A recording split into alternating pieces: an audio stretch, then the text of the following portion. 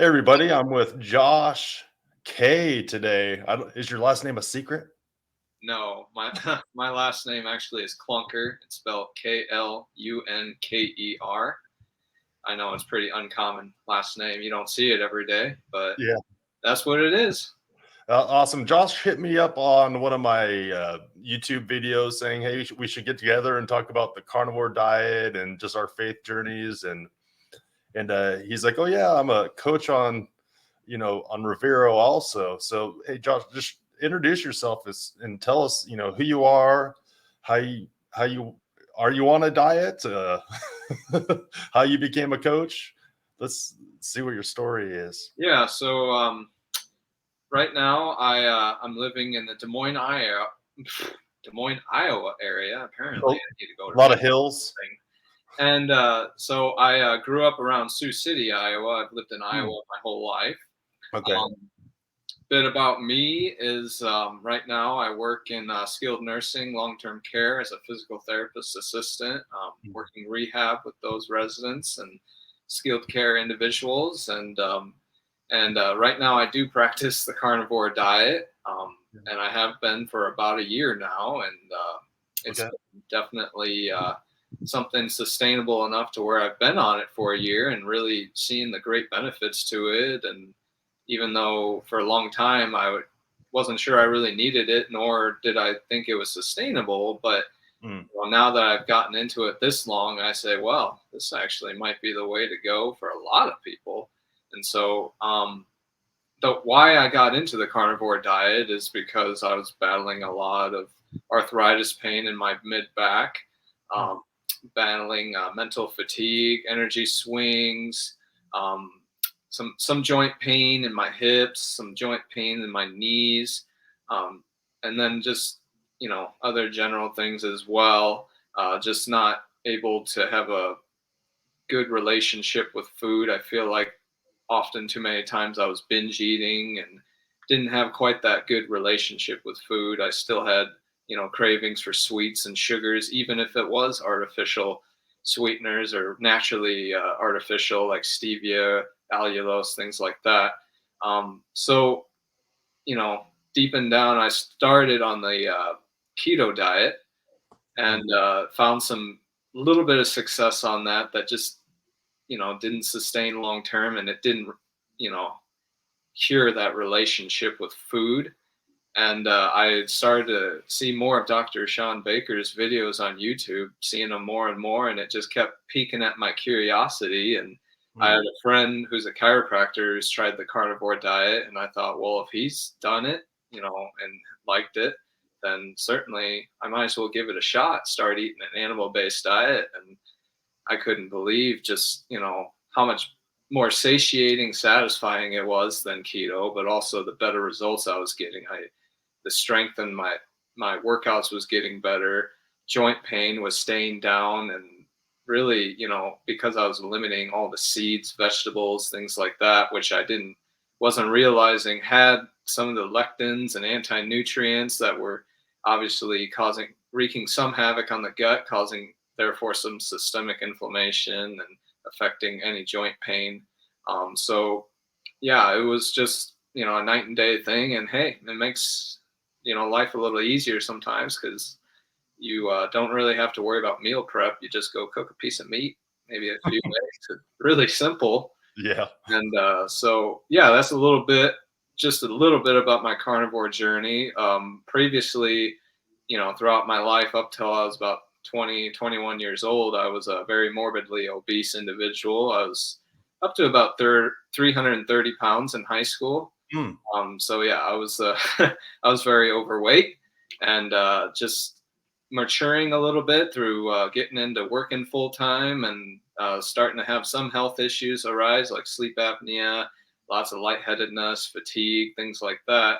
Um, I just for some reason started feeling like I should make some better choices, and I naturally just started eating better, and I figured out I was losing weight, so I started walking every day and exercising and just little by little changing my habits and making my daily routine a lot better and eating gradually becoming more of a whole food diet. And yeah, I lost 100 pounds in a year and In Right. about another year, lost another 25. But later on, I'd find that didn't solve all my health problems Mm. because, yeah, I lost the weight. But then all of a sudden, I'm like, wow, I'm having all this joint pain. I'm still having all this energy swings and some mental fatigue and things like that. So it was later on where I found carnivore was the answer to the rest of that. So, Okay. Did you see anywhere specific that carnivore could help with joint pain?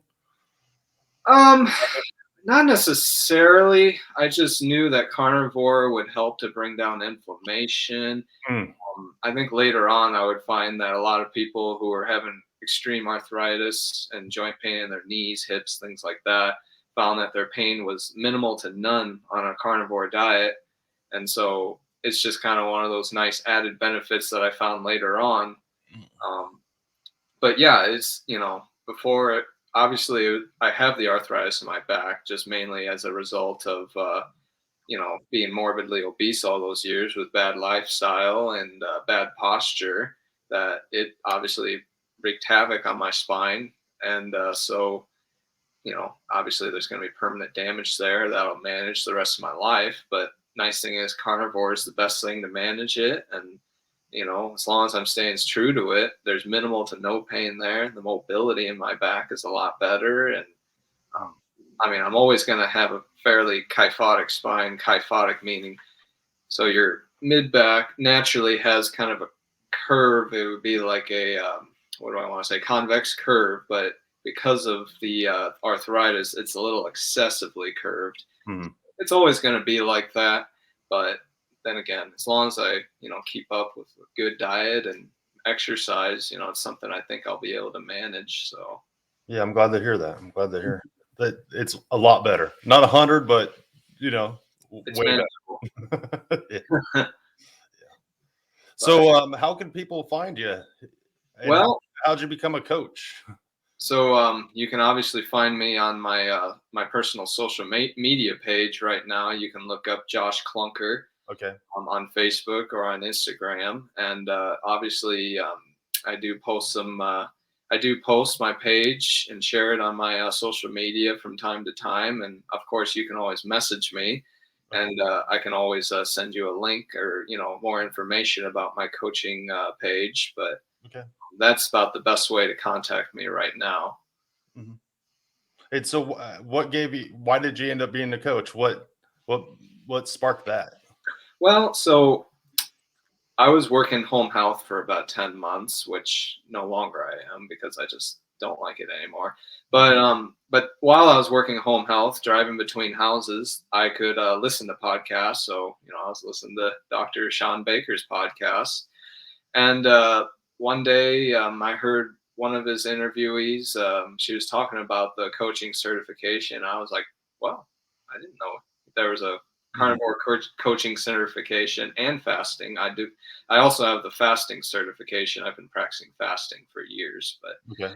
but anyway, so I piqued my curiosity and I looked into it and I was like, well, for the price, I thought that doesn't sound too bad. And you know, I was talking to the guys in my church group, and talking about it, and I said, "Look, obviously, I've went on this journey for a reason. I always, try to, God's part of everything in my life. Okay. Yeah. So I was talking about like, why would God put me on this journey? And I thought of it as well. I've improved my quality of life through this, and I believe in this diet."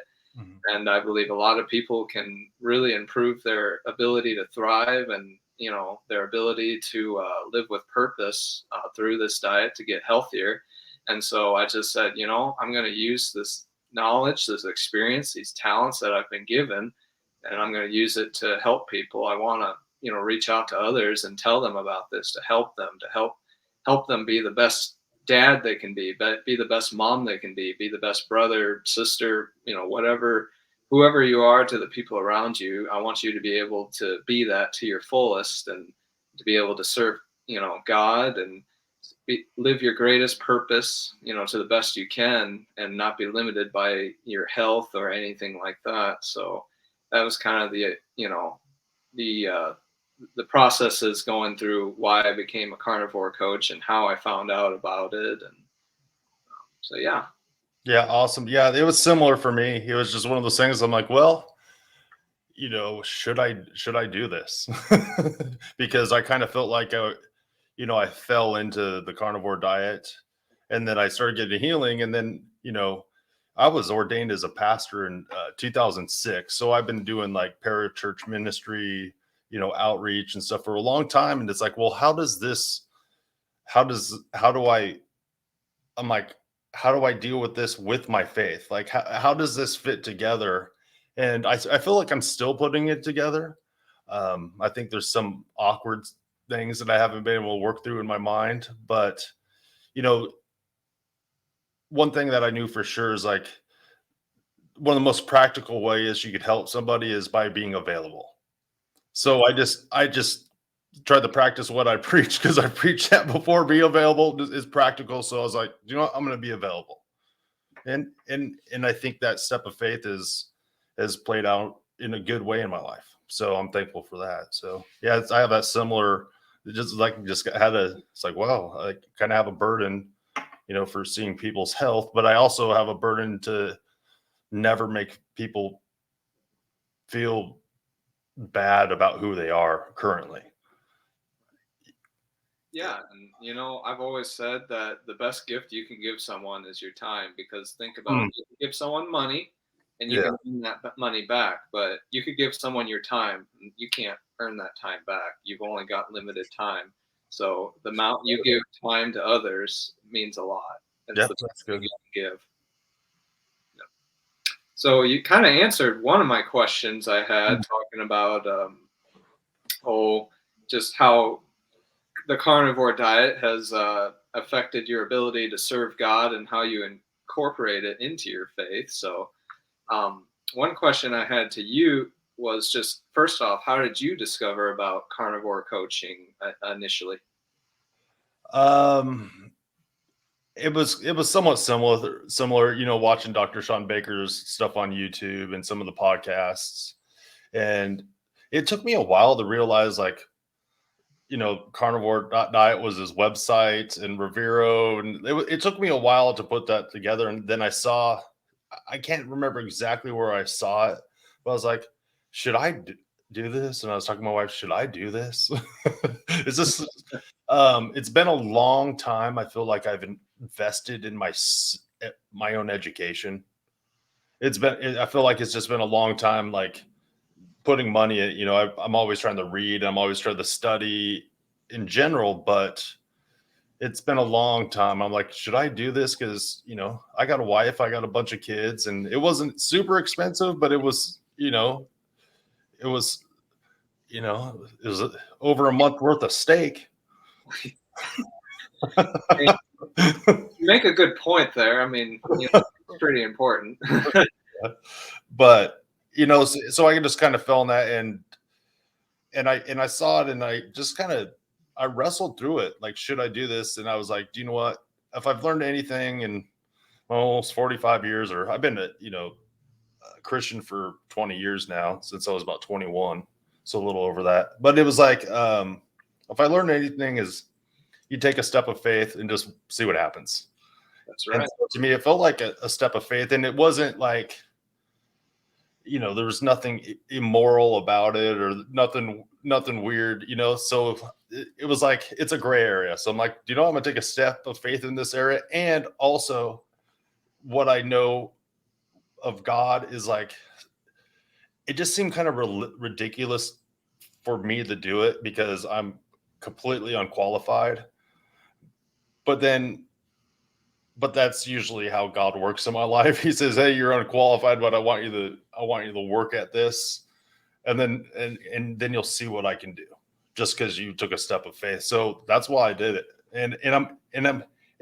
I've learned also that I'm okay with failing. Right. I'm okay. Kind of reminds me of the story of Moses when he's telling God that I, that he's not good enough because he doesn't know how to speak. Because if I Mhm. recall, Moses had a problem with speech, and he just didn't have a great communication skills. Mhm. And then so it comes back to the idea of, well, when I'm weak, then I am strong. And Mhm. so through your weakness, God will make a way. That's an opportunity, obviously, to God for God to work through your life and work through that, and show His power, show His strength. And so Yeah. I guess you never underestimate yourself, and you just trust that God will make up for any areas you feel like you lack or you don't have. He's gonna come forth and He will provide. So Yeah, yeah.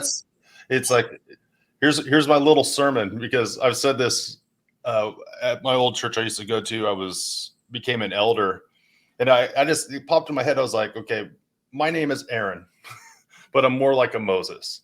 I like, I'm slow of speech, I'll stutter and stuff like that. So I've always wrestled with those things. And so I've kind of just went with that. And then later on, I was just realizing, through scriptures and some studies, that Moses' speech problem was only when he was using his own voice. But when he was speaking for God, he had no problem. Right. It was different.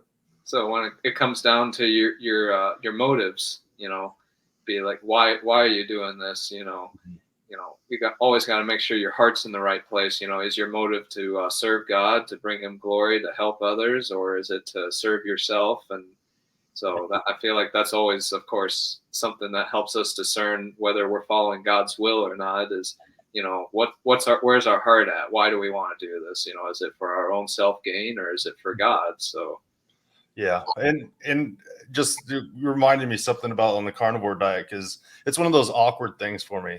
From if I had a person in front of me and I could choose one of two, they could all their all they could have all their health immediately, or they can know Jesus is their Lord and Savior. I'd always pick Lord and Savior. right, right, because obviously one day, whether it be on heaven or on earth, one day, yeah, we'll have, after we follow Jesus and accept Him as our Lord of our life, He'll give us our glorified bodies one day, and those bodies will be obviously be free of pain and free of sin, and we won't have any of the health issues. So you know, obviously one day it'll all work itself out. Yeah, but health is still important. It is, yeah, of Yeah. course. So yeah, that's those are the things that I always wrestle through, and I feel like they're super awkward, but there's my heart in that. Right. I've always pictured my health and how people have overlooked the importance of it because of how it affects our ability to serve God. Obviously, if someone is, let's just say 300, 400, 500 pounds, can barely move, Mhm. can barely think, can barely, stay awake, it's obviously going to impair their ability to live out their purpose, and not only that, but to communicate with others and reach out to others, and Yeah. be able to use their talents and gifts, to serve God. And Mhm. so that's where health is a big role. That's why we, Bible talks about we need to be sober minded. And sometimes when we're eating, the processed, garbage food that is commonly available and readily available throughout society, it doesn't make our mind operate very well. So, Hmm. there's just, it's another way to look at it. You just make sure not only from your body's physical standpoint, but also your ability to think as well. And what Hmm. we eat helps with that. Yeah, that's a good point with that. I was just thinking, because I know Christian, a guy that I watched preach before, that has no arms and no legs. And okay, he has no arms and no legs, but I'm not sure on the rest of his health, but he's more effective than most people I know, without arms and legs. And so health isn't everything, in being effective, but it does play a role, especially if you you're supposed to, how should I say it? Like, if you're able to, but you're just being lazy, Right. you're less than you should be just because you gave up. Right. And that's tough to know that. I guess only the person will know that, because I don't know anyone else's heart. Yeah, that's a very good point. And, from my standpoint as a healthcare provider, um, I've seen a lot of people get to that point right now to where they just, especially older individuals, where they get so crippled to where they've just given up. And I understand, yeah, when you get to that point, it would take it would take a miracle from God, of course, to reverse some of their conditions. But Mm. just seeing how demoralized people get because of their physical condition, and just they lose their hope, and therefore they lose their purpose in life, and it gets hard to see some days. And that's where I become more than just a healthcare provider for them. That's where I become just a good person for them. And Mm. maybe I can't help them as far as a clinician, but how can I help them as a person? Yeah, So you could smile.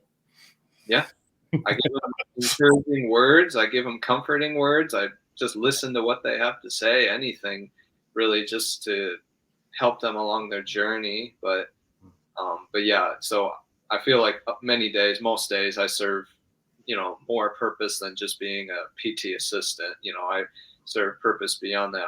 Some days I'm a family member to them because they don't have any family that comes in. So, I'm someone to talk to every day. And so that's one of the satisfying parts of my job is just the rapport and relationship I build with my clients, and the ability just to shine light onto them in their life, especially in their darkest times. And um, some days it's hard, especially when you've built rapport and one of them ends up passing away. And Yeah. I recently, had one lady I built really good rapport with. She was on hospice, and she knew I was helping out in this facility that I had previously worked full time, but I was helping out just one day, and I just happened to be there. And she noticed I was there, and so she sent for someone to come get me, and she wanted to say goodbye to me. Mm. Just like, oh boy, this is, I'm like, this is hard. And I went in there and just held her hand, and she just told me how much she appreciated, the talks we had more than anything, and just really enjoyed working with me. And so at that point, I knew that I wasn't just wasting time with this job, and I knew that I was serving more purpose than I thought, and that it meant a lot to her just for me talking to her and having conversations with her. And it was obviously I don't like doing that every day, saying goodbye to my residents, but if they ask, of course I will go in and say goodbye. But yeah, so Yeah. that's kind of part of my job some days.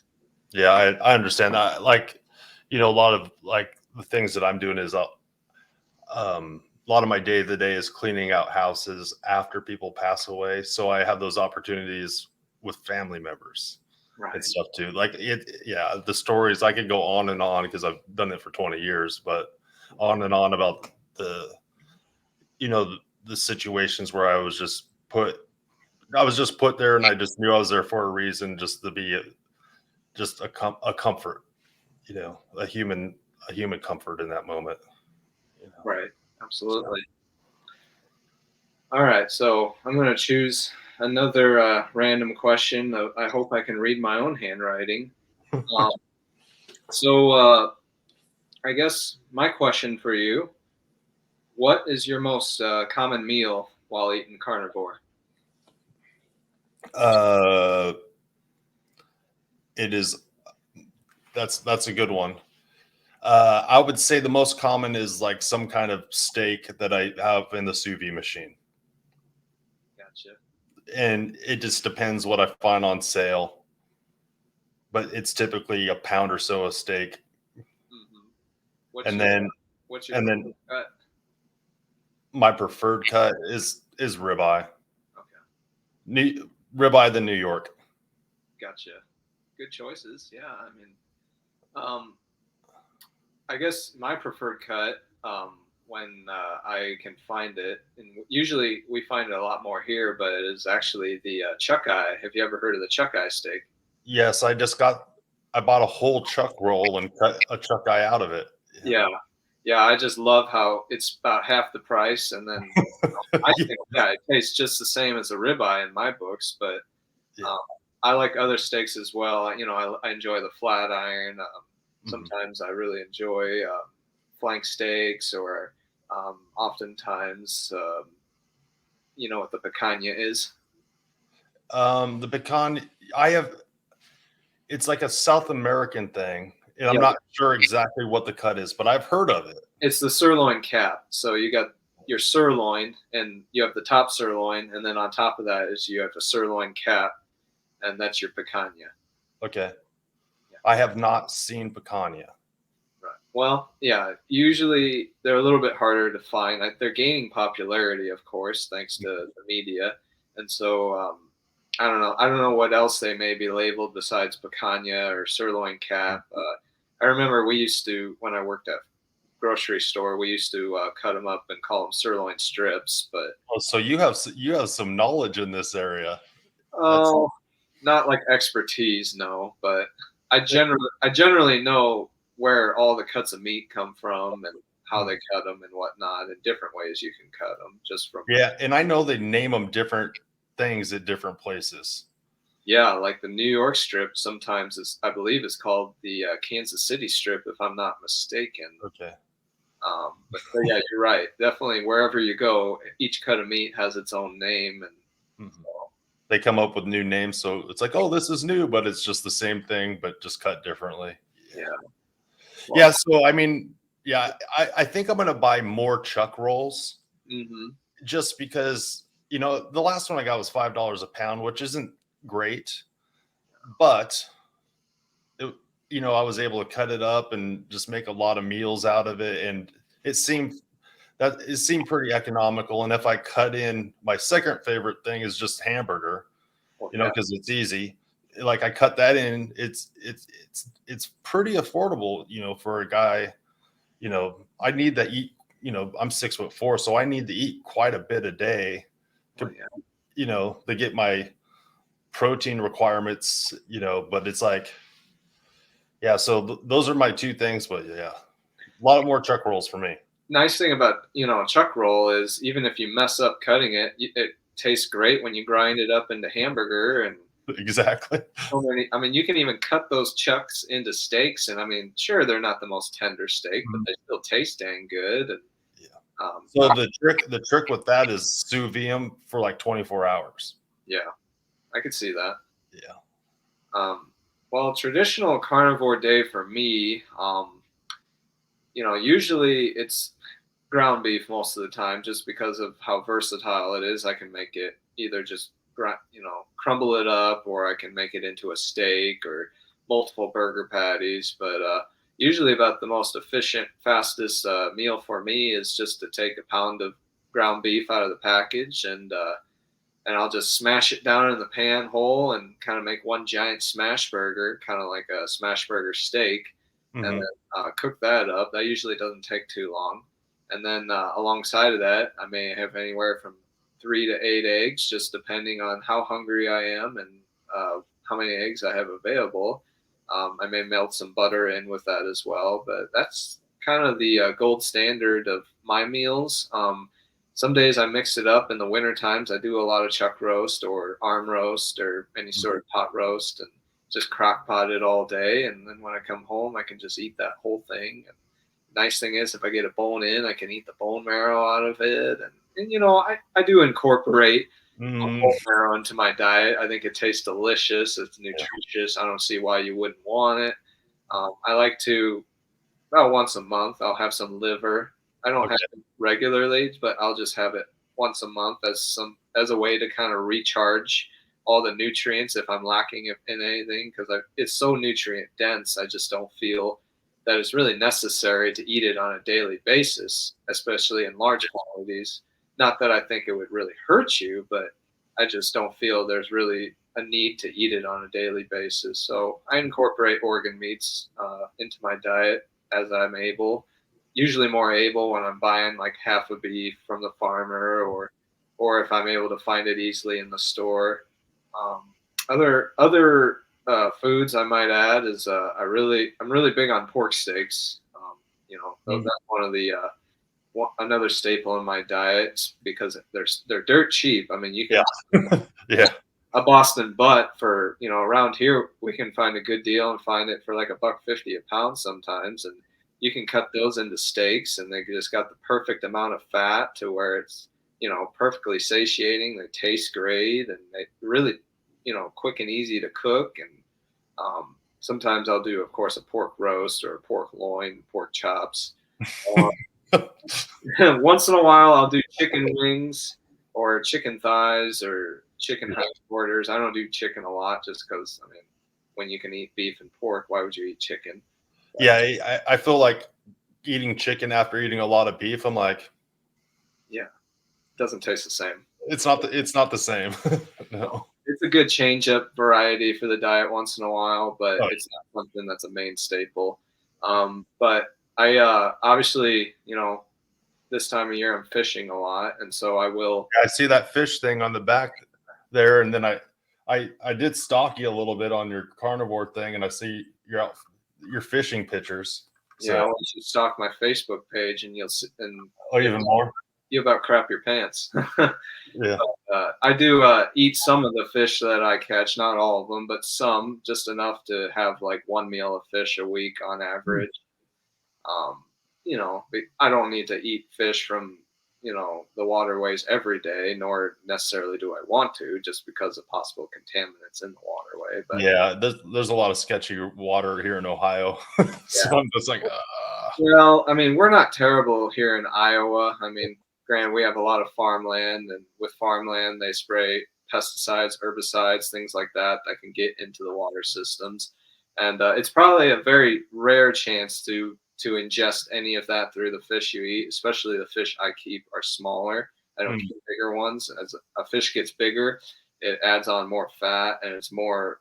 And as a fish grows older, it's more likely to have come into yeah. contact with those things and That's storage. why they say eat sardines. You don't have to worry about mercury. Yeah, I used to eat a lot of sardines actually, but since I've been catching my own fish, I just, I don't buy them in the store. I love them, but I just don't feel the need to buy them in the store right now because I'll eat the fish I catch over the sardines. But they're a good little inclusion to the diet. Yeah, I ate sardines last Monday, Tuesday, and Wednesday only for 72 hours. I've seen that. I still don't want to eat a sardine. I was gonna say, were you burping that up all day or? My wife said she smelled me once, but it was, yeah. I mean, right now the thing is I think it did really help my blood sugar. Yeah. So I think I need to incorporate them every once in a while, like as a meal replacement here and there. I think it was actually good for me, but not yet. Yeah, I know they are a, nutrient powerhouse. For such how small they are, they pack a lot of nutrients, and they are the highest source of omega-3 of any fish that you can eat. And so, the benefits of that, are many. And I just, yeah, like I used to break a fast with a can of sardines, and I noticed though, like after you eat it, you're like, oh, you kind of burp up a little. You're like, oh, it's fishy. Yeah. I dried some and ate it, but it was like after I was like, this isn't that bad. Then I realized my hands, everything just smelled like goldfish food. I Yeah. was like, I was like, I just smell like fish. I need to. Anymore, if I buy sardines, I'll have one can for myself, and then I'll share a can with the dog so that he gets his vitamins too. So have you ever tried lion diet? No, no, no, I haven't. I mean, I've obviously gone days, like 1 or 2 days, where I just eat meat and I don't necessarily eat eggs or butter or anything like that. But no, I haven't gone as far to trying the lion diet. But I understand you have. Yeah, I did. I was just wondering. And I tried mostly lion diet most of my year on carnivore just because it was my go-to anyway. And then a lot of extra other things had different things, but I ate some pork but I had an aversion to pork right off the bat. Like I ate some pork and it gave me a huge headache. And so I kind of steered away from it for a while, other than bacon. But Right. after doing lion diet that 30 days in January, like strictly, like after that, I was like, I feel like there's so much to eat on the carnivore diet. Like, why was I think it was restrictive in the first place? You know, Right. Exactly. it's weird. Like, and there's just different ways to cook it. It was like, it was just I thought that I was like, the sky's the limit. Yeah. Yeah, I think there's definitely a lot of scenarios where going to the extreme of the lion diet would be appropriate and necessary, Mhm. just because it's the ultimate form of elimination. Of Yeah. course, carnivore is an elimination diet, but when you go as far as the lion diet, that's as far as you get as far as elimination, short of just not eating, of course, which no one wants to do that, but nor should anyone just not eat for, in general, I think most people shouldn't necessarily not eat. They should just obviously first change what they're eating first and change how they're thinking about eating before they, experiment with fasting and not eating, of course. But Yeah, I would say make sure you have a good adequate nutrition first, yeah, you know, absolutely. before you even worry about that, because I think a lot of people are just so malnourished and they don't realize it. Then once you get nourished, you're like, okay, wow, okay, this is how I'm supposed to feel. And then it's like, then if you put in some fasting here and there, it's not a big deal because you're not that hungry and you have the energy still. Yeah, Yeah. I still incorporate fasting into my diet. It's usually anymore not intermittent fasting. It's just 1 to 2 days a week of doing one meal a day. So, 1 to 2 24-hour fasted a week, just as a way to keep my gut, give it a break a couple days a week, and Hmm. just help my body just to focus strictly on repair and recovery. But it's funny how you say how some people are undernourished. I think for many years I feel I was undernourished because I practiced the fasting and I ate a balanced diet, Okay. carbs, veggies, Yeah. fats, protein, and little I know that I was probably undernourished all those years, which is why, of course, I was probably having a lot of joint pain. And I think I didn't mention about the nerve impingement I was getting in my lower back with weightlifting and, Mm. pinch a nerve in my back. And then for about a week, I'd be out of it just from the radicular pain going down my leg and just general, increased tone and spasms in my lower back. And so that started happening more frequently, and that was another thing that drove me to start making changes in my diet. And yeah, because of carnivore, that's not happened. That hasn't happened in a long Mm. time. So, and I think a lot of it was just undernourishment and then increased, under ability to recover fully from workouts. So increased inflammation and degeneration of joints and ligaments, and then so decreased space in those areas. Because when your nerve roots come out of your spine, there's not much room in there. It doesn't take much for something to happen, and it only takes the pressure difference of the weight of a feather for your nerve to either feel better or feel worse. Oh So wow. Mm. so yeah, there's not much room for error, especially in the lower back. So, but ironically, when after eating carnivore, I've actually gained weight, but of Mm. course the right kind of weight, because from what I can see in the mirror, I haven't added body fat. So I was sitting around 200 pounds for a little while, and but yeah, now I sit around 210, and I feel stronger, I feel better, I'm in less pain, and so I feel like maybe this is my natural body weight I was supposed to be at. What body fat percentage do you think you're at roughly? It's a good question. It's hard to say because I do have some loose skin still from being overweight. Mm. If I had to guess, it's definitely it has to be probably at least 15%, maybe a little more. Mm. If I had to ballpark it, it's hard to say, It's but probably higher than that because everyone thinks that they're leaner than they are. Yeah. but I think the idea of having body fat is and as it being a bad thing is not a good idea because of No, how. you should have some body fat. The human body is made to have some, and the standards they give you, they keep lowering the standards of what body fat should be. Yeah, But I could just tell being on my diet for a while, it's like my body got to a certain weight, and it was like, this is where I want you to be for body fat, which is about 27% body fat. right. But I'm still working out all the time. I'm exercising, I'm working out, and it's like I think I'm gaining muscle, but I'm still staying at the same body. I actually lost 10 pounds on lion diet, but then gradually I just gained it back. But I'm not consuming more food really. Like it doesn't seem like it's just, I don't know why it's happening. Obviously, There you know, goes the law of thermodynamics out the window. I just feel like my body wants to be at this weight right Yeah, I now, think which is weird, but that's fair to say. It's obviously weight maintenance, weight loss, weight gain is always going to be an individualized approach mm, because of the thousands of factors that can affect your weight between stress, uh, yeah. your exercise level, your even of course you're burning more calories just by eating a carnivore diet. Hmm. Obviously, if you were to eat the same volume in calories of, let's say, carbohydrates, then almost certainly you would gain weight just from the sheer fact that you're not burning as much energy.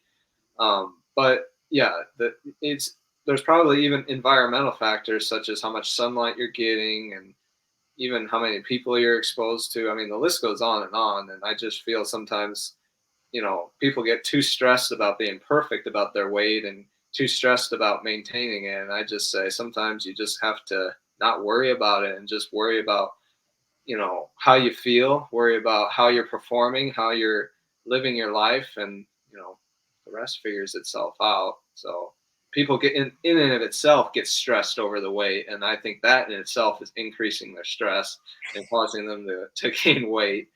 And Yeah. yeah, it's just It's one of those things, but people, it's good when people start taking it seriously, though.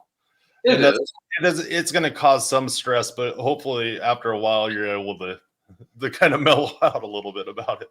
Yeah, it's about having that fine balance. I mean, Mm, of course, yes, there's people such as myself at a time who needed to take it seriously and to really needed to seriously think about losing weight. And I can think of probably now, unfortunately, majority of the population in the United States should consider that just because of the trend. Obesity is going up and mm. people are getting unhealthier. And I think people definitely, you're right, should seriously consider about just making health improvements in general, but then there is a population of people who have taken it too extreme, and you get into anorexia, and there's people who are just constantly getting stressed out about, oh, my body doesn't look good, or it's not as good today, or things like that. And that's where I think it just gets to be a little bit of an unhealthy relationship with your food and health. And so it's obviously just a matter of practice and listening to others around you, of course. And um, That's I mean, that, not to kind of like try to sell it or anything, but that's sometimes when, therapy or booking a coach might come in, because sometimes people just need a safe place to talk about the stuff, because absolutely, people wrestle with all different issues when it comes to like self-worth and feeling like they belong and identity and all those things, and and a lot of times they'll manifest in, in eating disorders, you know. yeah, Yeah. absolutely. I feel like even with my fasting, I felt like I had to kind of change how I fast just because of I was noticing that because of my fasting, I was developing a little bit of binge eating after fasting. Mm, So that was, of course, developing. Or I felt also at first that, oh, if I fast, then I can have some sweets. I can have some, mhm. some candy bar. Or, it's okay. Then it'll counter that, which obviously is proven wrong. But it made me. It though real later down though it helped enlighten me to see. Okay, it's not necessarily as much about the fasting, but maybe you need to look more into how do you view food. I mean, yes, it's of course good to enjoy your food. You should obviously enjoy it. You got to eat it, so you better enjoy it. And but at the same time, is your food your pleasure? Is your source of joy and pleasure? And that's where I think it gets too far. And of course, yes, food in America is advertised as pleasurable on TV and Mm. and that's where, of course, the addiction part comes into where, of course, I'm sure every time we eat sugar or something that tastes sweet or tastes good, we get a dopamine response, and then we keep wanting it more and more and Mm. more, and then we have food addiction. And so it's all about just finding a way to change that mindset to where, okay, food is function. Food is going to help my body stay good and strong and function the best I can. Food is necessary for me and it's a gift, but also this is not something that I should be eating for my joy or pleasure either. So it's all about. I mean, I think the only directive when it comes to food that I've read in the scriptures is to do it with a thankful heart. Yeah, absolutely. And so you got to figure out what that means.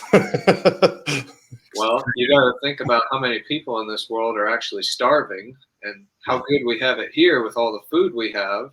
And when you look at it from that perspective, it's like, well, yeah, of course I'm thankful to have food, of course, but because not everyone has a meal every day or even a good meal.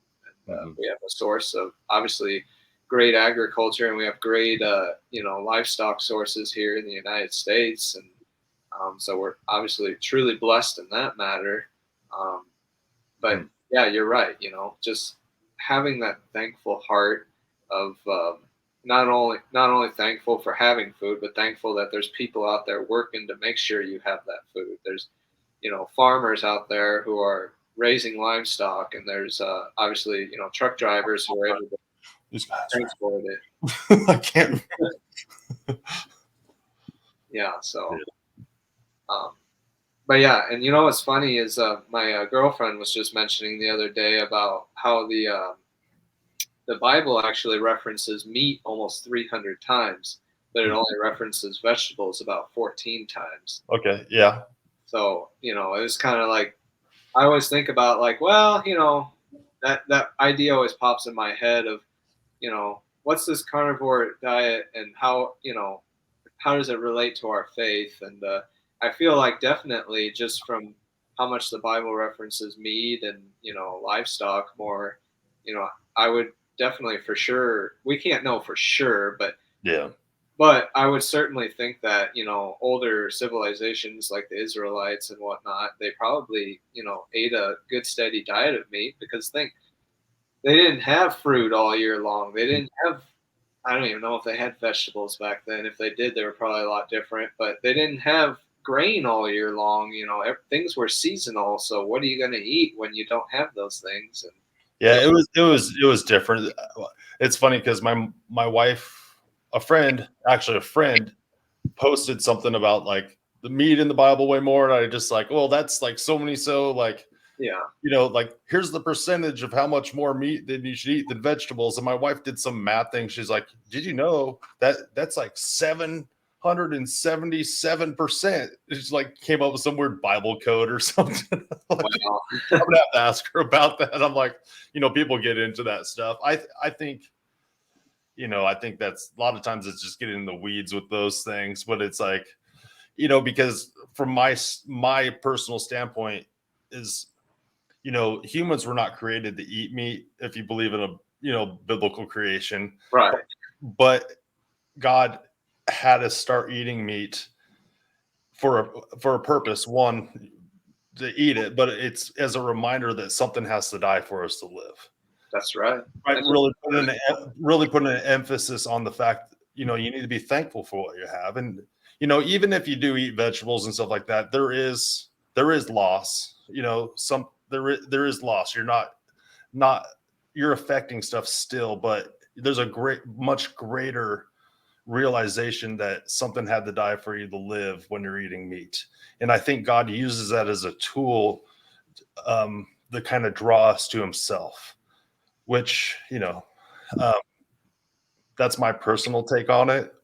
And that's, but I learned that just through trying to raise my own livestock and having to take a life of an animal. Right. I had to wrestle through that. How many hamburgers did I eat or meat did I eat growing up, or without even considering it being an animal? Yeah. You do it yourself. You raise it yourself. You're going to think differently, and you're going to be a lot more thankful. Absolutely. I really like that mindset of I've never heard that said before, that something has to die in order for us to live. And that just totally makes sense. Mm-hmm. I don't think God inherently made, there's obviously some people who say plants are trying to kill us. And I don't think that's really true. I don't think God made plants to try to kill us. Obviously they're there as food for us. but I think it's just a matter of over a period of time of what we've been doing genetically to these plants and whatnot, and over having it in overabundance sometimes has maybe caused some of the issues. It's hard out, to out of out of season, in excess. Yeah, I and mean, we can laugh at balance, but there is some, there is some wisdom. Just inherently, you just look out at what's happening. Like if I was hungry right now and I walked out in my yard, what could I find? right. A groundhog, probably, and and I don't know what else I can eat. There's nothing else out there with grass. So Yeah. Well, I live in an apartment, and so if I went outside, it's pretty slim pickings. I mean, I think I'd just rather not eat. that's funny. Yeah. Yeah. Um, Here's a question I have for you. So, ever since starting the carnivore way of eating, um, have you had any negative pushback from anybody in your life or anything like that? I have not ran into anyone that was like overtly offended by my diet. I have had people like very curious, say weird stuff, Right. just because I think it's just awkward sometimes. It's like, you're only eating meat. Don't you need no vegetables? It's like, no vegetables. Like, no vegetables. uh okay. They're like, no vegetables. And I'm like, but if they ask, like, well, I did eat avocado like a few weeks ago just as an experiment, but it's been over a year since I had one, and I put it out there, but I really try to only eat carnivore stuff. But I don't know, the pushback on it is, it's actually been less than I've expected. I have a pretty small circle, fortunately. But the thing is, a lot of people that are in my circle have seen the fact that I lost 50 pounds. Hmm. They could tell there's been a change in my life. So they're like, I get more people like giving me weird looks, thinking, how do I ask them? Or maybe I should steer clear because they don't want to know. They don't want to know what I'm saying. Right. But I've had multiple people's like, we need to get together. We need to chat about this. I'm always available, right? But then I never hear from them. Right.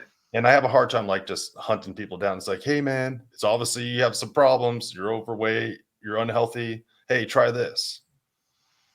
And I have done it to a guy at work once. I'm like, come on. Then I was like, you'd feel way better if you lost 50 pounds. You Right. you would feel 20 years younger. I was like, but then I was like, well, that made him upset. I was like, can you just track your carb intake for 5 to 7 days for me? I was like, I'm just gonna start small, but he didn't even know how to track carbs, so I'm working on it. Wow. Working slowly on it, but no, not a lot of pushback. But as soon as you ask that question, it makes me think of, maybe I wish there was some pushback, because then I'd have an opportunity to ask about it. Now, if someone just wants to argue for arguing's sake, I have no time for that. Let's be good friends that never chat. Right. I'm not, Mhm. I'll hear you out, but hear me out too. But Yeah, and there's always going to be people who, no matter how much what you say or how much evidence you give, they're just going to be stubborn and stuck in their ways, and they're not going to change their mindset. They've already determined that they're going to go with their mindset. They're not willing to listen to someone else's mindset, and you can't change that, unfortunately. yeah, But at least you can, still be respectful to each other, and say we can agree to disagree. yeah. I mean, I've came to the point in my life where I can be respectful and just be okay with just disagreeing with people and actually still wanting good things for them. Right. Yeah. Absolutely. Um, that's what we're supposed to do as Christians. We're supposed to shine the light of Christ onto others, and pray for those who even persecute us, and just overcome evil with good. And so, obviously, it's easier said than done in some circumstances, but when it comes down to it, that's what we got to do. No matter what, if someone's pushing back against us or hating us, we just got to counter it with love, and respect, and you know, even, Yeah. even when it's so hard, we've got to do it. And Yeah, I would be like, I would say this. I would say, well, it's not what you eat or drink that makes you unclean. It's what comes out of you. right, absolutely, Because that's what Jesus said about food, eating and drinking. He said that it's not what goes into your body that makes you unclean. It's what's coming out of your heart. absolutely, Yeah. yeah. And so that's some good perspective. Hmm. Yeah, I haven't really. I feel like my experience has been similar to yours. I really can't say I've had any negative pushback. Mhm.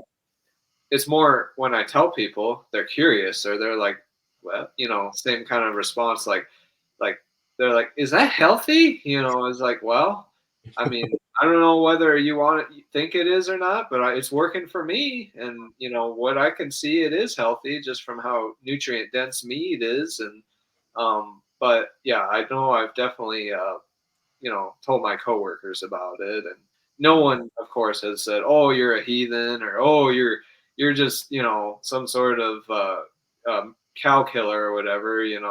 Of course, everyone's pretty respectful of it, and they say, "Hey, well, that's good," and they probably don't think much of it.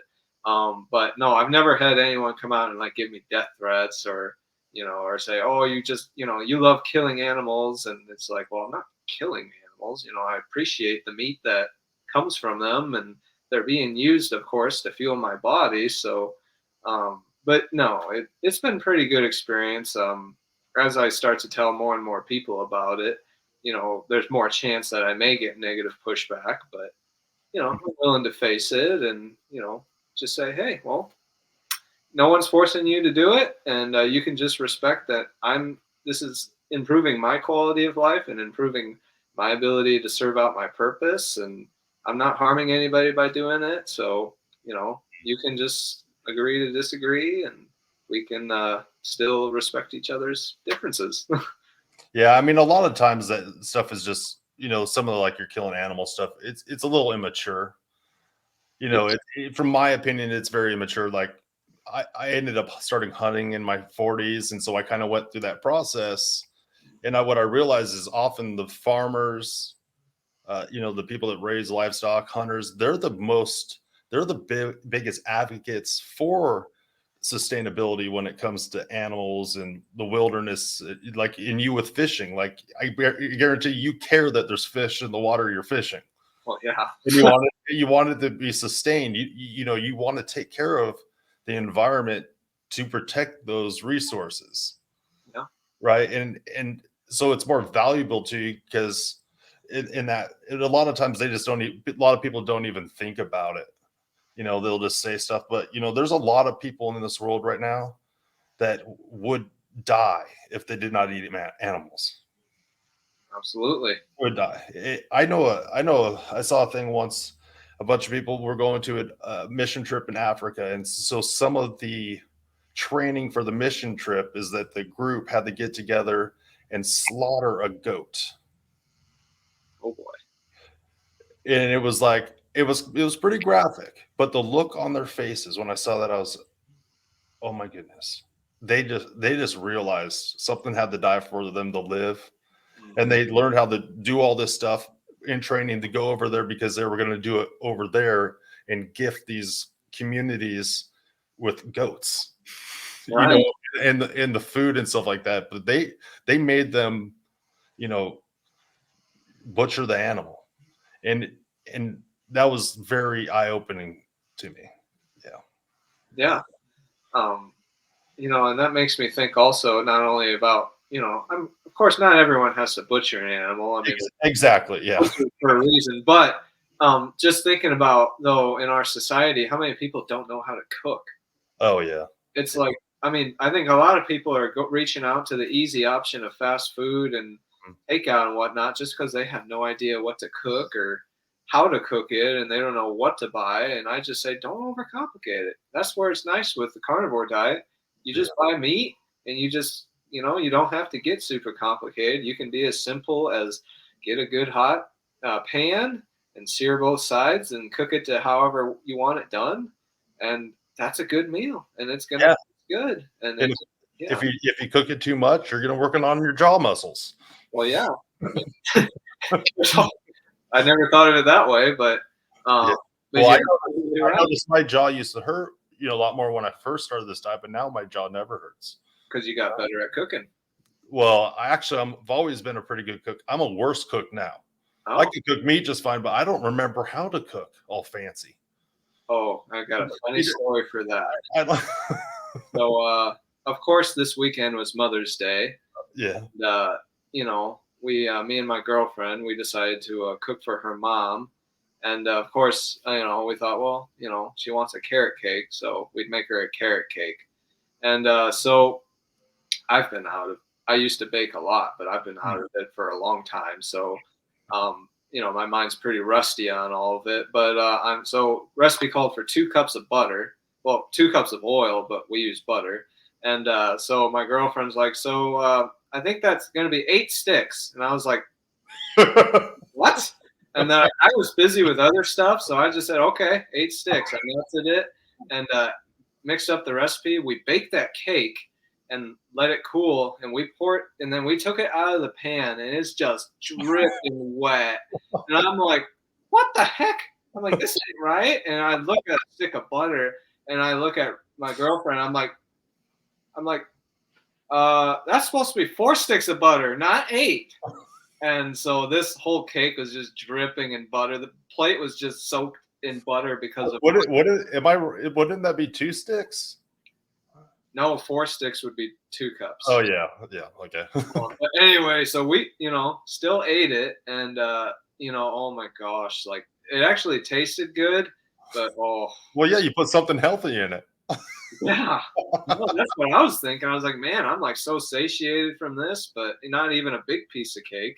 Yeah. And of course, it as a result of that increased fat, there's increased bowel movements, and my girlfriend didn't want to throw it away. She's like still kept it, and I'm like, I think you should maybe throw that out because that's just gonna wreak havoc on your bowels, and you're just gonna be on the toilet all night. But that might be TMI. I don't know, but anyway, that's the funny story behind that got me. what Carnivore has done to me and how it's dusted up my baking abilities, and that's fine. I mean, whatever.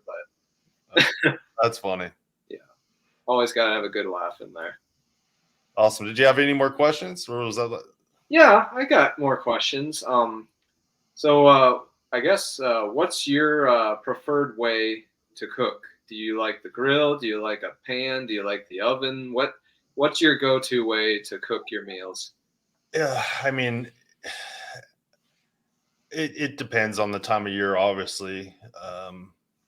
I got a new flat top grill outside, so it's essentially simulating like cooking, just searing in a nice pan. I have a really nice stainless steel pan that I could get really hot, and it's and I could just sear really nice. But I just been out on the flat top grill because the weather's been nice.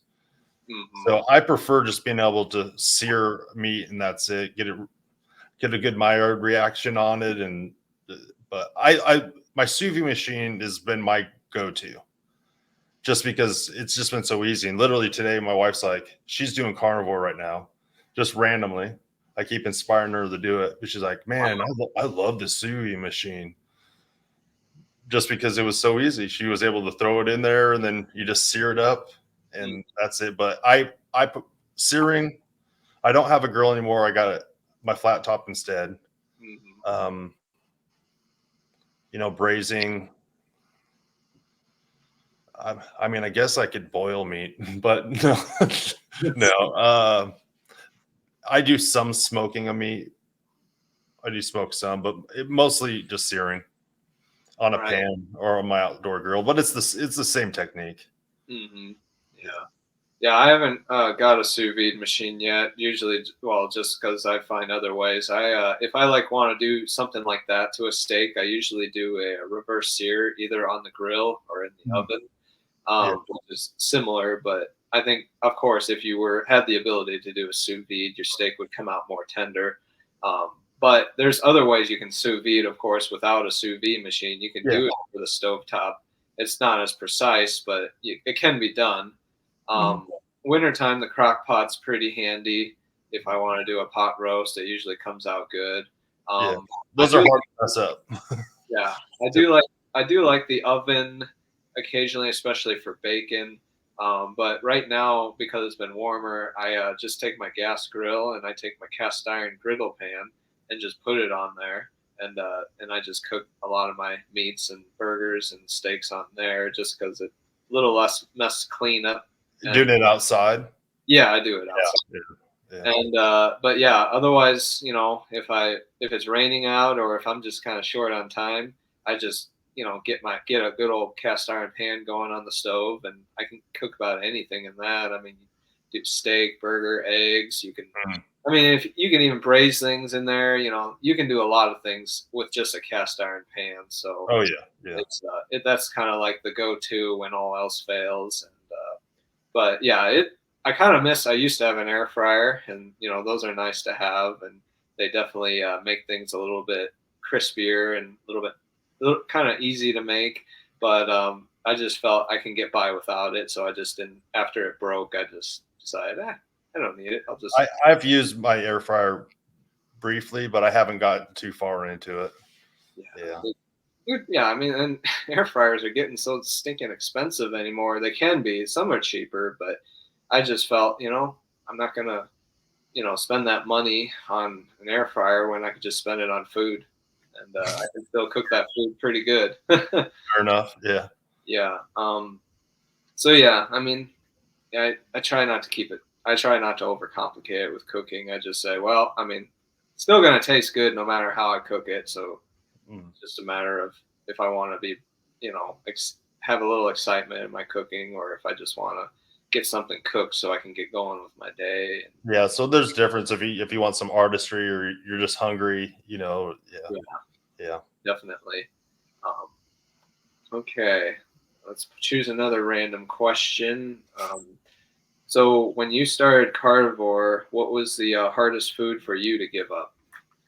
Hmm. Man, I feel like that's so long ago. Um, that's I don't know if anything was hard for me to give up. Honestly, I think I had kind of gave up a lot of stuff in process anyway. So, I never drank pop or anything like that anyway. So I didn't have that to worry about.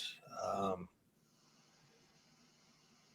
yeah, I mean, it wasn't that difficult for me, honestly. I've never been addicted to sweets very often. I could say the same.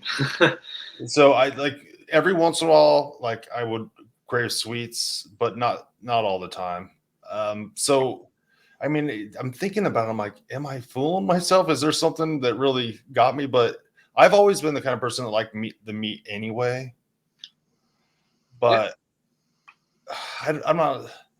I craved some stuff, but it was like random stuff after I gave it up. It was like sauteed some onions. I'm like, why am I craving onions? I don't know why I'm craving onions, but no, there wasn't anything very specific that was like very hard for me to give up. yeah. I think obviously, I've always enjoyed the meat, but I had more of a food addiction, so uh, kind of, I used to be really big into sourdough bakery, and I used Mm, to, of course, even at that, I limited how much bread I would eat. But if I had to say the one thing that was just the absolute hardest to give up, it had to have been dark chocolate. I mm, think that was probably one of the last things that I ended up giving up was I don't eat dark chocolate regularly. I think, obviously on rare occasions I may have some mm. now, but I'm at the point now where I'm not buying it regularly and I can go without it. And I'm, obviously perfectly satiated and satisfied without it. The longer I've gone without it, the less I think I need it. And but I will say though, yeah, that when I was eating that dark chocolate, I could notice though the how it would increase pain in my back, and so Wow. it was just a little thing like that. And I learned about how much oxalins and lectins are in dark chocolate, and it's like, oh, I never thought about that. So because you think think about chocolate, and you think, oh, it's in this bar form, and you don't think of it like as being a plant that, has all that stuff. And Hmm. but yeah, I've always had a sweet tooth, and that's where carnivore has been so beneficial because it's helped me to manage that addiction to that and keep it in remission and not dive into having those cravings for sugar. And I mean, when I was a kid, you should have seen all the junk food in our house. I mean, of course, between meals, I'd be eating 2 to 3 bowls of cereal sometimes. Which, Hmm. well, if I would have known now what I knew then, You gosh. probably put sugar in all of them. Well, no, If it was sugar cereal, but I put milk in it, of course, yeah. but yeah, obviously I had a sugar addiction, and it Hmm. that's how I got Well, 230 pounds. And but yeah, so there was a serious food addiction going on there, and even when I lost the weight, there was still some of that food addiction there. And so that's where, when you do carnivore, then you don't have to worry about buying this other stuff, and you're not tempted by this other stuff, because when you only have one thing, yeah. then and you're not exposed to it, you don't see it, and you're actually enjoying the one thing and seeing how it makes you feel. And then you compare it to when you do have a treat and have some of that junk food or whatever, and how you feel after that. It kind of motivates you and says, okay, I don't want to feel like that again. I mean, I like feeling good, I like being healthy. And so It's almost like a natural consequence yeah, absolutely. that teaches you, oh, that burner is really hot. Let's keep your hand off that. Yeah, Yeah. absolutely. Yeah. Well, yeah. It's funny. As soon as you started talking about chocolate, I was like, then it popped in my head. Yeah. Burritos. It was burritos. I miss picking up burritos. Yeah, That yeah, was one thing. Yeah. It was definitely burritos. yeah. Um, I understand. I want to respect your time here, Yeah. so we'll give you one more question, and Okay. then I think Awesome. we'll wrap things up. Okay. So, I guess pick a random one here. So, what was the? Did you have any unintended benefits that you didn't think you'd get from the carnivore diet? Any like thing that you benefited from the carnivore that you didn't think you would benefit from? Um, yeah, I mean, I guarantee as soon as we get off here, I'll think of other things. But so one of the unintended things I already kind of touched on, like jaw strength. Not Hmm. that I'm planning on getting knocked out, but but jaw strength if you get hit, I've heard can help. I've followed UFC fighting over the years and stuff like that, so that was a random thing. I felt like my jaws got stronger, but then also uh, other people talk about it, but I didn't realize my teeth got better. Yeah. My teeth got much stronger, and it helped me get better in the habit at first of like flossing because I needed to get the meat out of my teeth. Yeah. I get And, and so I was doing that, which I don't have a ton of problem with that anymore. But it was like I just got in a better routine of flossing. But then I also realized like my mouth didn't get as bad as it did eating just my standard diet, and so my teeth got better. I'm like, well, that was really unexpected. Yeah. Um, and I assumed I would have lost weight, but I never. But then when I started, I don't know, like around 100 days, somewhere in there, like I walked by the mirror and I was like, "What the heck? Who the heck is that guy?" I was not expecting to like all of a sudden just like it's me, but I didn't know I could be that guy, Yeah. and not to be vain or anything. It was like it just I had changed, and it's like you're with yourself every day. It's like you see it happening, but for some reason there was like it, it just really hit me at that time that like, dude, I actually did the thing that another thing that I thought I could never do. Hmm. It's like it reminds me of when I was younger, like I started playing guitar like 18, and then after a while, I was like, I've been playing guitar for 20 years. But it was like after a while, I was like, dude, I never thought I'd be a person that could play guitar because I thought it was too hard. And it's like the same thing. I got to a place that I never thought I could do, and um, I didn't think I was gonna want to work out 5 days a week, which I don't always want to, but I do it anyway. Um, I uh, I guess another one would be starting a YouTube channel and people watching it. Because I had a YouTube channel before just filming my family, but I put like an original 90 days on the carnivore diet out there and got like 60,000 views. And it like, and then I just saw story after story after story of people's lives being changed. And I was like, it made me a different person. Yeah. It just made me a different person. So Yeah, yeah, I really love that. Especially you kind of, stole my answer with the whole teeth improvement thing because I noticed while being on carnivore that I get a lot less tartar buildup. Like, hmm. when I feel like my teeth feel cleaner. Like when I go to brush my teeth, I'm like, well, they don't really feel that dirty. So there's that aspect. Is Uh, it tartar? Is it tartar or plaque? well, they're interchangeable. I Are mean, they? Are you sure? well, I think tartar may be the softened form of it, but then it hardens into plaque. But I think it might be opposite. I'm not sure. I'm not a dentist, but uh, I saw something about it. Essentially, tartar it doesn't actually damage your teeth. It actually protects it. And a lot of like they find old skeletons with a lot of tartar buildup, and their teeth are perfect. yeah, It, but like there's people now that have dental care and don't have perfect teeth. But yeah. yeah, I don't know. I need to look into that. But yeah, I think I've heard something similar. Something about if you eat a carnivore type diet, that obviously your gut biome starts in your mouth actually, mm, yeah, and your mouth will actually start to create bacteria that actually end up as a byproduct of feeding on things in your mouth.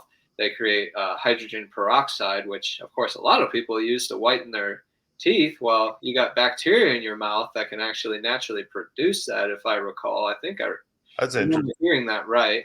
So it's awesome. Just that's of course dental health, improved dental health for both of us was one unintended benefit of the carnivore diet. But I didn't intend that I'd actually gain weight, but I'm actually glad I did, just because I gained the right weight. Mm, And I didn't really exactly. I guess I didn't intend. There might be. Oh, it made my fasting, the ability to fast a lot easier.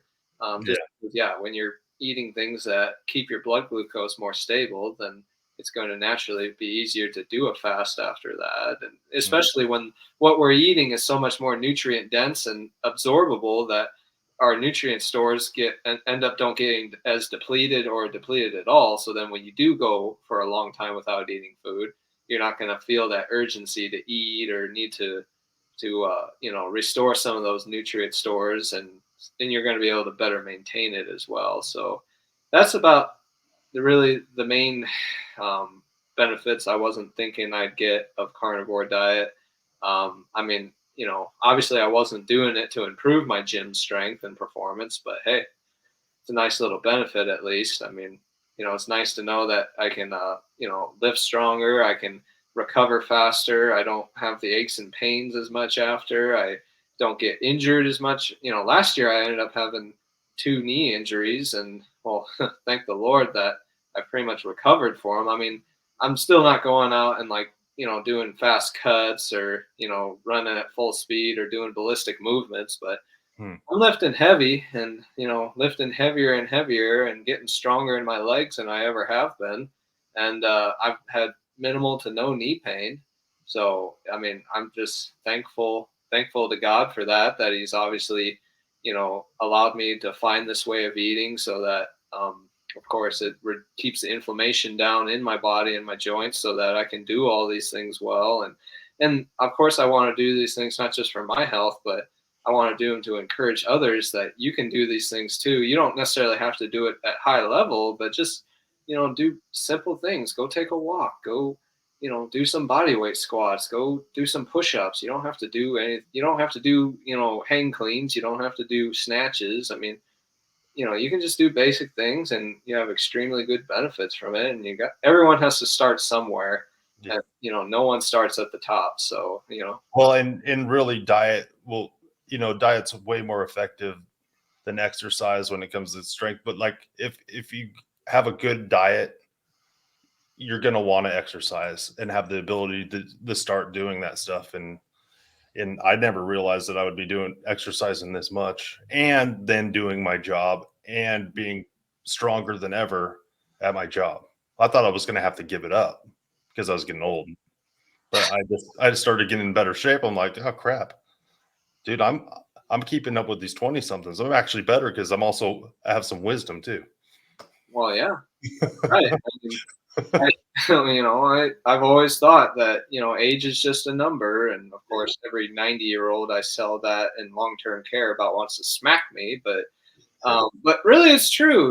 We see even people in their 90s can gain muscle and strength and, improve their functional abilities. So, I really do believe, yeah, age in some aspects is just a number. I've seen some 99-year-olds still living in the community independently Mhm. and for what I can see, thriving. So, yeah, it's just, sometimes I don't know, I'm too young to really understand the age aspect just yet, but because I'm only 29.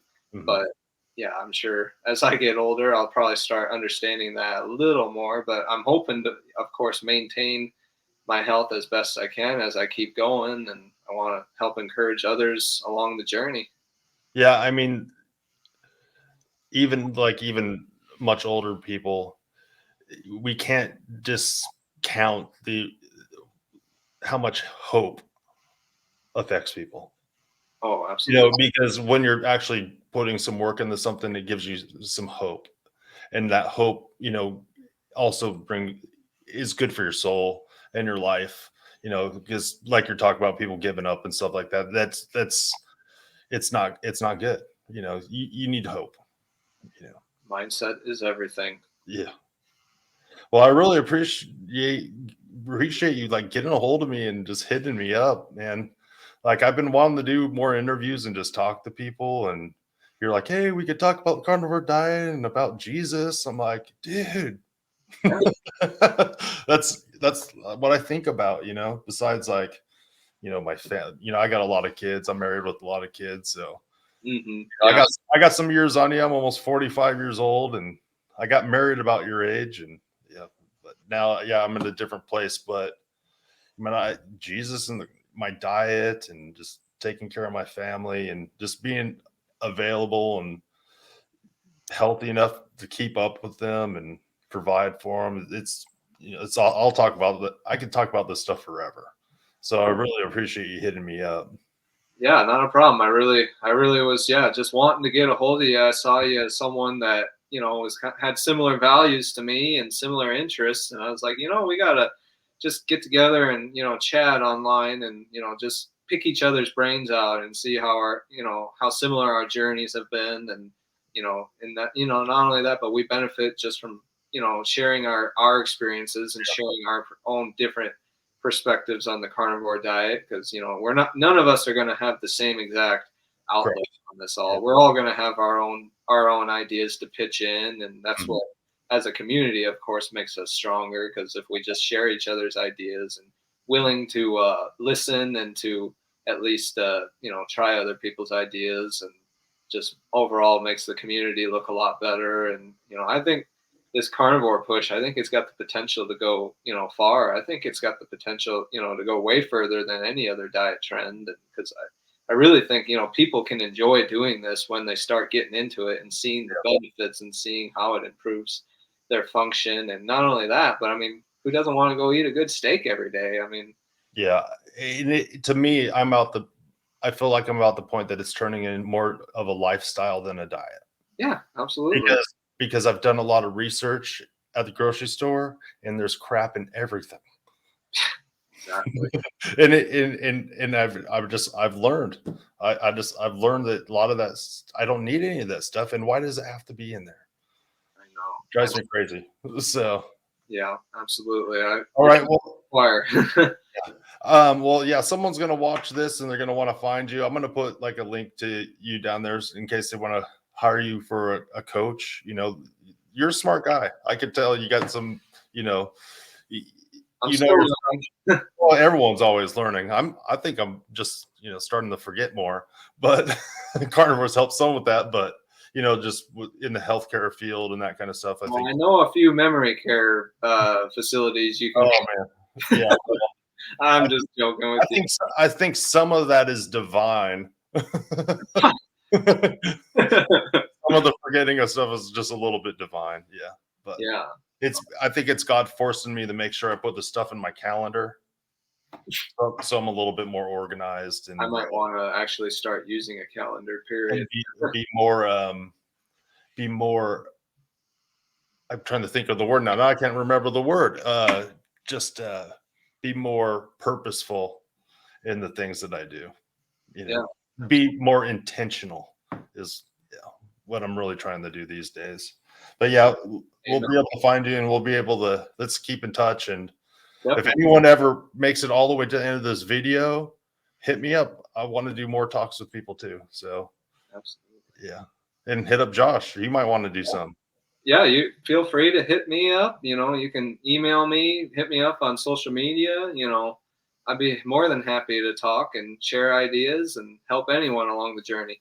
Yeah, and so yeah, we're just regular guys that become our advocates of our health, and I think that's amazing. So I'm glad to have a brother in Iowa. Come on over and visit sometime.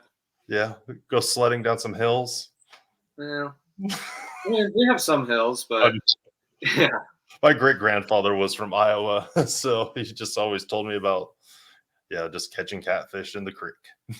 So, hey, that's the life right there. That's so, one of my favorite things to do.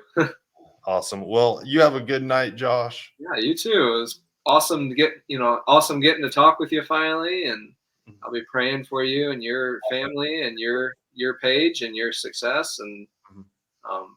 and tell your wife I said hello. And Okay, awesome. I hope nothing but the best for you. And yeah, we'll have to do this again. Awesome. Thanks, Josh. No problem. Anytime.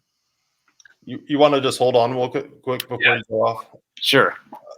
Hold on, let me stop this real quick.